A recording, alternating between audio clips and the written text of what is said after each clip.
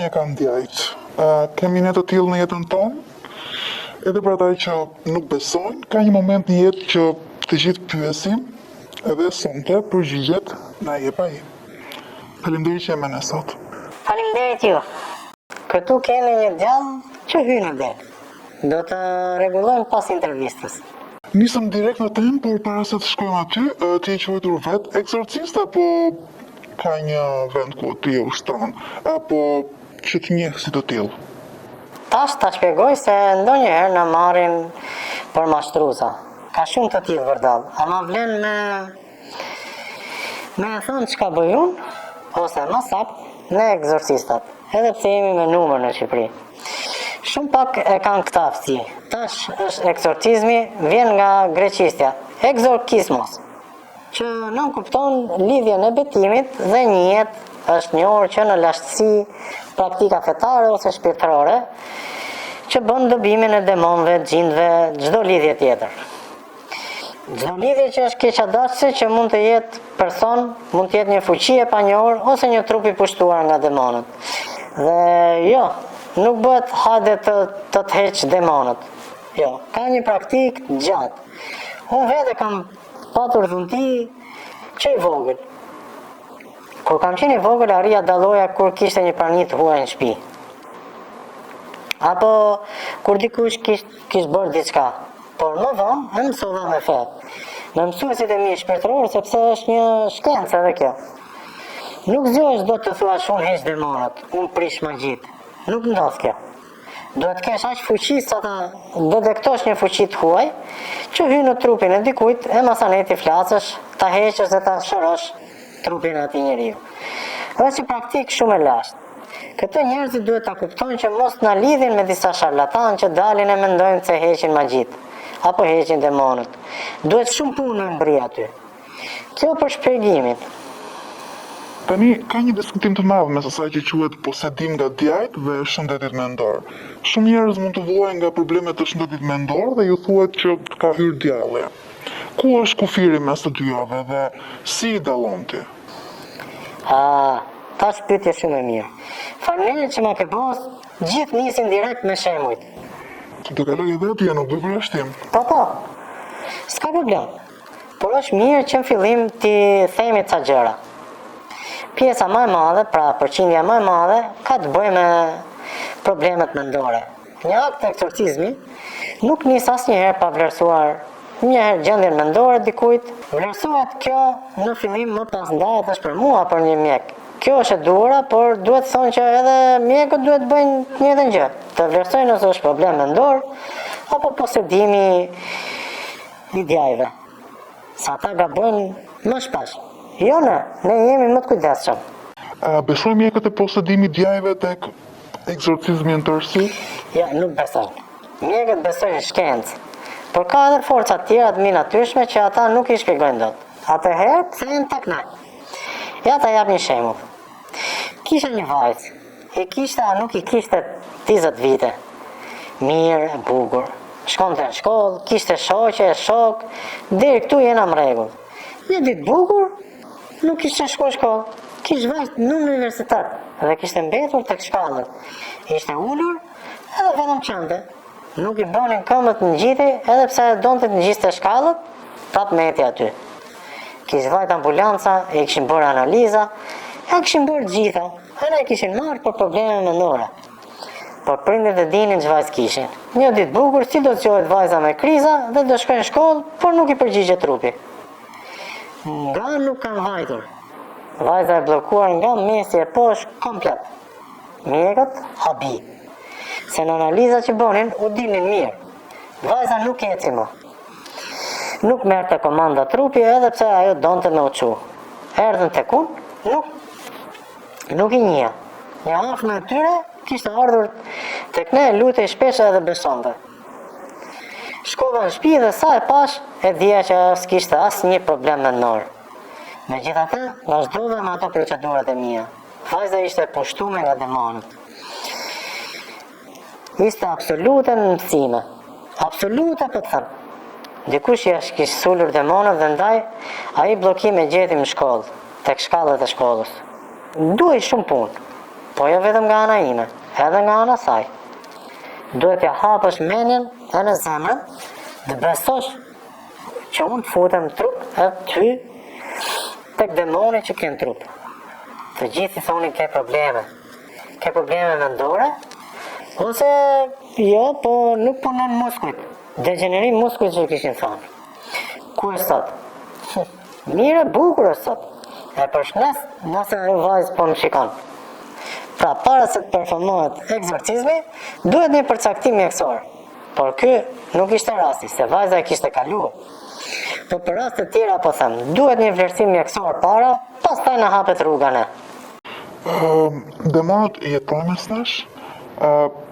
Është dikush që i sjell tek ne në formën e magjive për shembull? Është më komplekse se sa kaq. Njerëzit duhet ta kuptojnë që demonët jetojnë mes nesh. Nuk vjen dikush të thrasë edhe ata të mlidhen. Ata janë aty. Janë aty, këtu, tani, e në këtu mes nesh ka. Po fikson. Jo, mos më keq kupto këtë. Ta marrë se çdo të them. Demonët veshin veshje, siç ne veshim veshje. Ata duan të jenë si ne. Të përshtaten me ne. Ata mund të jenë njerëz, mund të jenë mace, mund të jenë qenë, mund të jenë çdo lloj kafshë me gocë. Mund edhe të jetë njëri i shtëpisë, nona, baba, rrethi i ngushtë, mund dalin çdo moment. Kryesisht momentet që një është rahat me veten, pra ku çdo gjë shkon në balancat e dura, se më pyesin shpesh çfarë pamje kanë, a veshin rroba, po normalisht po. Shikoj, kur unë jam në detyrë dhe takoj dikë dhe dyshoj që ka diçka që nuk shkon, e shoh drejt në syt. Ja kështu si të shoh ty. Nëse jam përballë ti, ai ka tendencën e bëj hap pas. Nëse ka diçka te ai. Por janë edhe këta demonët që penetrojnë përmes formës. Mund të jenë çdo kush. Edhe i përdorin njerëz të afër jush që ju të njiheni rehat. Cilat janë tipare që ka një njeri që është poseduar? Posedimi është një akt shumë i rrezikshëm. Njerëzit duhet ta dinë këtë. Do ta theksoj sa herë më jepet rasti. Qëndroni të kujdesshëm. Ajo mund të shfaqet në shumë forma. Tek një njeri që shfaq varësi, ankth, depresion, një ndryshim jete i papritur. Pra ti bën diçka jashtë normale state. Por kujdes se siç e thamë më lart, nëse ke ankth apo depresion, nuk je poseduar domosdoshmërisht, ne duhet vlerësu kjo situatë. Por janë disa faktorë që tregojnë, pra si ta them, treguesit, ku një person është i poseduar nga forca tjera. Nëse je një person aktiv, do ndihesh inaktiv, me depresion. Nuk do bësh më të njëjtat gjëra që ke bë çdo ditë. Do shtysh familjen, miqt, shokët, çdo që vjen duke këtë gjë, sepse qëllimi në vetvete i kësaj force është që ty të izoloj e në të thaj. Pra duhet ndalu që të bësh gjërat që do bësh, ai fiton me ty. Dhe ka shumë raste që njerëzit bëjnë vetësi, se nuk jetojnë dot me këtë forcë. Demonët shtyjnë bësh gjëra të patmashme. Mund të jetë një akt i shpejt, pra demonët zhvillojnë shpejt.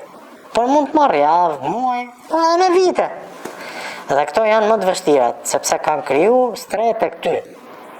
Jo tek ty, te njerëzit me i fjalë. Shumë vështirë ti heqësh. Shika, e di si është si një ujk që ushqet me prenë e ti. Kur ti nuk ke forcë ta luftosh, s'ke më forcë me luftu mu, dhe ai ta ka ngrënë dhe s'ka ç'a të përdor mu. Ai ka diku tjetër për prenë e radhës. Kështu janë edhe demonët e goxha. A flet një egzorcist me të vdekurit? Po flet. Unë kam pasur shumë episode të tilla. Madje të parët, kur kanë qenë fëmijët, aty familja e kuptoi që unë nuk isha një fëmijë normal, si gjithë fëmijët e tjerë. Kur gjyshja ime vdiq, unë isha 10 vjeç. Një natë takova, pasi kishte vdekur dhe ajo më tha që i duhej një shami që e mathe te krevati. Poshtë krevatit nga ana e jastikut. Por nuk ishte kjo më çuditshme. Unë pyeta, ajo më përgjigjej. Madje pyesja ku kishte ikur, se unë isha fëmijë dhe nuk kuptoja gjë. Ajo më tregonte se kishte njerëz atje, ishte shumë bukur.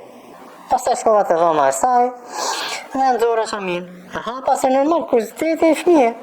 Edhe aty në shami kishte një unaz dhe fotove të prindërve të saj. Ajo më tha masil, se e kam harruar. Por të duhet të ishte diçka e shtrenjtë. Jo në para, në vlerë emocionale kam llafin. Unë isha i vogël, ja thash mamit, ajo ma mori Shamin. Unë i thash, me idenë, hajde të shkojmë të gjyqja, t'ja qojmë. Ajo të merrua. Më qojnë në shumë mjek. Ata thonin që shikoja halucinacione e shumë marzira tjera. Pastaj episodet u shtuan, edhe unë nuk ja thoja më prindërve se kisha frikë se do merrnin për çmendur. Ja ku jam sot. Kjo është dhunti. Të tjerat, siç e thash edhe më lart, janë punët e jashtëzakonshme për ta kuptuar këtë dhunti si fillim dhe më pas ta punoj që ta kthej në misionin tim. Ja dola. Po të kisha dëgjuar mjekët, do isha në psikiatri sot. Por jo, ja ku jam. Sot flet? Të vi njerëz që duan të flasin me personat e zemrës që i kanë humbur? Vinë shumë. Flas, por nuk është një përgjigje me po ose me jo, sepse varet nga situata. Nuk është ky misioni im, të bëj ndërmjetësimin mes të vdekurve dhe të gjallëve. Nuk dua më sakt, sepse unë kam një tjetër mision. Do të ndaloj më shumë këto. Jo, nuk dua të ndaloj këtu, t'lutem. Është pak më merak. Nuk dua të ndaj asnjë histori të njerëzve që vuajnë për largimin nga jeta më të dashurve të tyre. Nuk dua t'u jap një manual si të lidhen me ta. Jam botë ndare. Lutem, vazhdojmë aq sa mund thoja e thash, por në detaje nuk futem dot më shumë. Mirë, në shumë filma horror, posedimi shfaqet në formën e kukullave. Ka ndonjë gjë të kukullat që duhet të shqetësohemi? S'ke fal, kukullat janë pak çuditshme, edhe të frikshme. Por më shumë se sa një metaforë në filma nuk shoh ndonjë gjë tjetër. Nuk dua të përjashtoj asgjë. A mendoj unë që kukullat ato me pamje të shumtuar mund të posedohen? Ja, nuk është e thonë. A mendojnë shtëpitë e vjetra të praktisura diku mund të jenë streja e demonëve? Ja, nuk është e thonë. Unë mendoj që shumë objekte të ndryshme mund të posedohen nga demonët, që mund të jenë kukulla, mobilje, shtëpi, sene tjera, gjithçka. Pra e kupton se çfarë duhet të them? Jo vetëm kukulla apo shtëpi, çdo gjë, çdo objekt. Pra jo domosdoshmërisht duhet keni frikë nga kukullat që keni në shtëpi. Qetësoni njerëz. Kush ka qenë episodi më i frikshëm që ke parë ndonjëherë? Tani s'më bën më përshtypje. Por rasti i parë nuk do të harroj kur performova egzorcizmin. Se e para normale, tani është bërë rutinë. Nuk ka më asgjë që më çudit. Po e para ka qenë padyshim më e fuqishme kur hyra në këtë mision. Unë isha shumë i ri dhe isha bashkë me një mësuesin tim egzorcist tjetër. Shkuam në një shtëpi tek një djalë i vogël i cili ishte poseduar nga një ushtar fashist. Gjyshi i tij kishte qenë luftë dhe në shtëpi kishte shumë objekte sende që mund të ishin përdorur nga rruglice. Ai shpreh se shitej njerëz të vrarë, simbole, ushtar. Shitej skena lufte, njerëz që i flisnin në gjuhë dhe terma të çuditshme. Historia me partizan që ai s'kishte se si t'i dinte që kishin ndodhur. Ndryshonte personalitet në pak minuta. Dilte nga djali dhe kthehej në ushtar. Bënte akte të dhunshme, kishte fytyrë edhe gjymtyr. Prindrit ishin shumë merak, nuk vinin vetëm pas tij. Kur shkuam, u të marrova. E pam djalin, ishte i shtrim, ishte shumë i vogël dhe saç kishte një çere që dukej i madh, shumë i madh. Fytyrën e kishte të zbet. Sytë shumë të erët, si pusë. Nuk marrojt, sytë ishin të zinë të mërë. Po të santarë si pusit zi. Dhe fliste rjetëshëm italisht. Nuk ishte bërë italisht, as në shkollë, as kund, as në TV dhe kur ai nisi të fliste unë mbeta, ngriva. Sigurisht ishte rasti i parë që shija. Edhe ishte shumë i çuditshëm. Ne performuam egzorcizmin dhe sot ai është shumë mirë tash. Po ky ishte rasti që unë nuk do të harroj kurrë. Sa njerëz të marrin seriozisht? Njerëzit mendojnë se jam i çmendur. Derisa të kenë një hall dhe të vinë të trokasin, atëherë duket sikur besojnë. Edhe familja ime, siç thash në fillim, mendonte se isha i çmendur. Imagjino njerëzit e tjerë. Jam mësuar, ndaj edhe sot nuk e kam problem të kryqëzohem nëpër komente. Ti më beson? Nuk jam e sigurt, por kam mësuar mos të paraqitoj. Pra edhe ti mendon që jam i çmendur. Jo, unë predispozohem të besoj gjërat që di. Gjërat që njoh, ato që nuk njoh, bëj një hapas dhe ecë me parimin historia jote dhe vërtetat e tua. Po ky është një qëndrim korrekt, por mos ta marrim kaq seriozisht. Mua nuk më shqetëson. Edhe mua, po të më thoje, para shumë vitesh që flet me të vdekurit, do të quhet çmendur. Kështu që nuk përbën problem për mua. Unë vijoj misionin tim. Çfarë mjete pune përdor një eksorcist? Ne përdorim disa. Në kryesoret në çantë mbajmë Biblën gjithmonë. Bashkë me këtë kemi edhe ujë të bekuar, libra të shenjtë, praktikisht mbaj shumë libra që lidhen në lutjet e egzorcizmit dhe që më ndihmojnë të performoj lutjet e mia. Edhe një rrob, Leila me qëndisma ari për vërtetë. Pse vendose të bëhesh një eksorcist dhe kur vendose? Ishte episodi me gjyshën? Ishte dhe ai, por nuk nisi atje. Unë kisha shumë episode tjera. Episode që shija hije dhe nuk lëvizja dot nga krevati si gjysmë paralize. Pastaj bësha mirë prap. Nuk e flisja me familjen se kisha frikë që prap të më çonin në mjek apo më keq akoma do mbyllnin diku. Aty nisa të interesohem, të mësoj më shumë. Unë e dija që nuk isha i çmendur. Dhe shumë do thonë që po çike këto ke qenë në ëndër. Nuk kam qenë në ëndër, jo. Unë mbaj mend gjithçka. Isha i tmerruar. Patjetër, isha shumë i vogël, nuk e kuptoja. Dhe një moment kërkova Zotin. Hijet iknin. Aty u futa në rrugën e egzorcizmit. Nëse funksiononte për mua që s'kisha asnjë njohuri, imagjino, po ta trajnoja. Dhe kështu bëra. Tani jam shumë i lumtur që mund të shëroj edhe të tjerë. Kur mendoj për eksorcizëm, kemi parasysh ato pamjet e njerëzve që përpoliten në shtrat. Është ajo çfarë serviri në rrjetet sociale që nuk jam fare dakord me këtë gjë. Ato janë shumë personale, nuk mund t'i reklamosh. Ndaj ke atë idenë ti dhe të tjerët. Ndodh, patjetër që ndodh, por nuk është pamja më e keqe.